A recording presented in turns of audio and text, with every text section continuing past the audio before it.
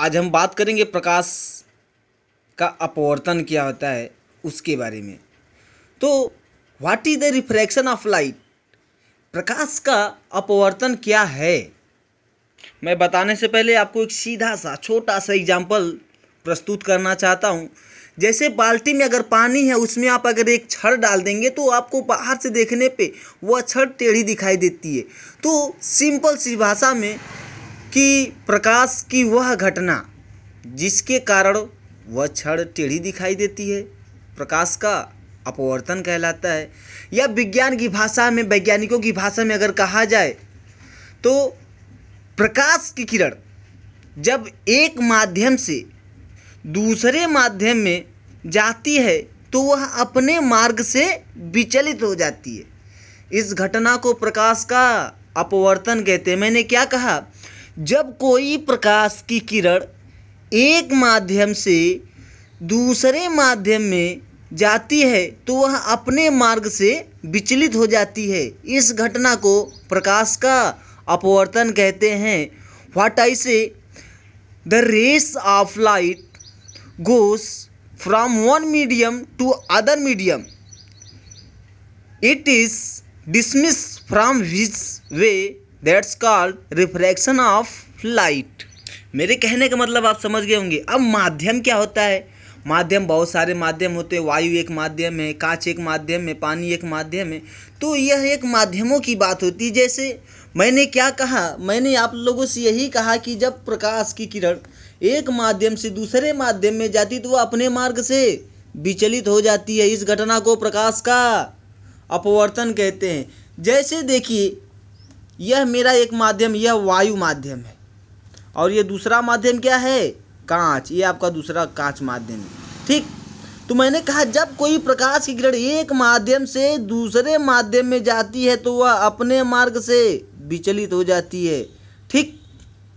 इस घटना को प्रकाश का अपवर्तन कहते हैं। और एक बात और, जैसा कि आप लोगों ने परावर्तन में पढ़ा था, जो किरण आती है यह आपतित किरण, जो यहाँ से दूसरे माध्यम जाते वक्त अपने मार्ग से अपवर्तित हो जा रही थी, इसे हम क्या कहेंगे, अपवर्तित किरण। और यह आपका अभिलंब, ठीक। और इन सब से एक बात निकल कर आती है, आपतित किरण और अभिलंब के बीच में जो कोण बनता है उसे हम कहते हैं आपतन कोण, इंसिडेंट एंगल। और दूसरी बात, अभिलंब और परावर्तित किरण के बीच में जो कोण बनता है उसे क्या कहते हैं, रिफ्रैक्टिव एंगल, आर से प्रेजेंट करते हैं। बात समझ गए होंगे। और यह अभिलंब। इसके बाद आपको पढ़ना है अपवर्तन के नियम। अपवर्तन के नियम कितने होते हैं तो बालक, दो।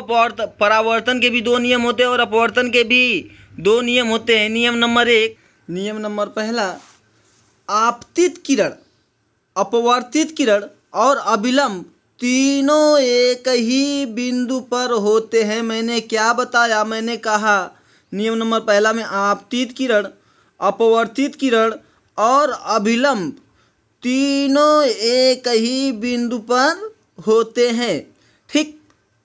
और दूसरा सबसे इम्पोर्टेंट नियम क्या है बालक, आपतन कोण आई की ज्या और परावर्तन कोण आर कि ज्या का अनुपात एक नियतांक होता है। बहुत ही इंपॉर्टेंट नियम, मैक्सिमम एग्जाम में पूछा जाता है बालकों।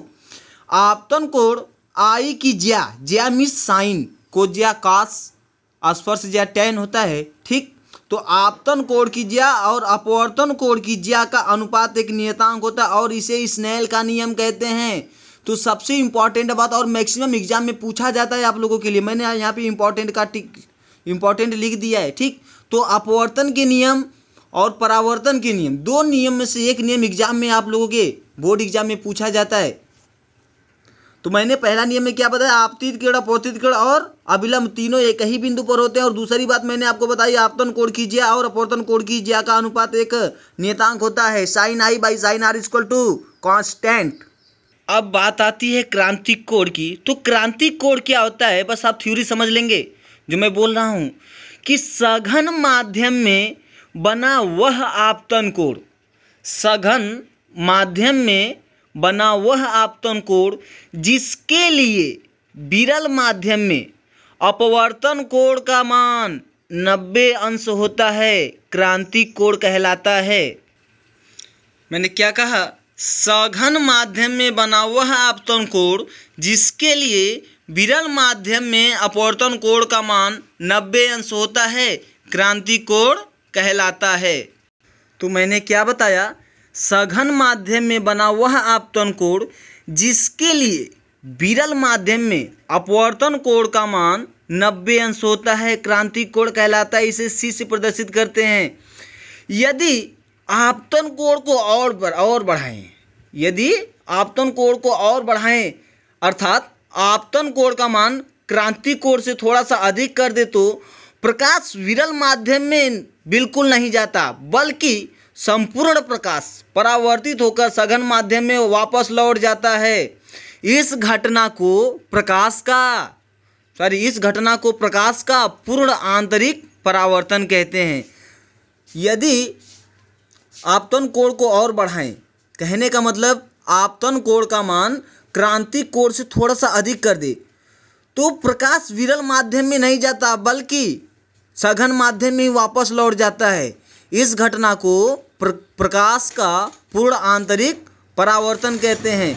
अब सबसे इम्पोर्टेंट बात आती है अपवर्तनांक और क्रांति कोण में संबंध। एक माध्यम से दूसरे माध्यम का अपवर्तनांक उसके क्रांति कोण का व्युत्क्रम होता है। अपवर्तनांक n = 1/sin c where c = critical angle and n = अपवर्तनांक।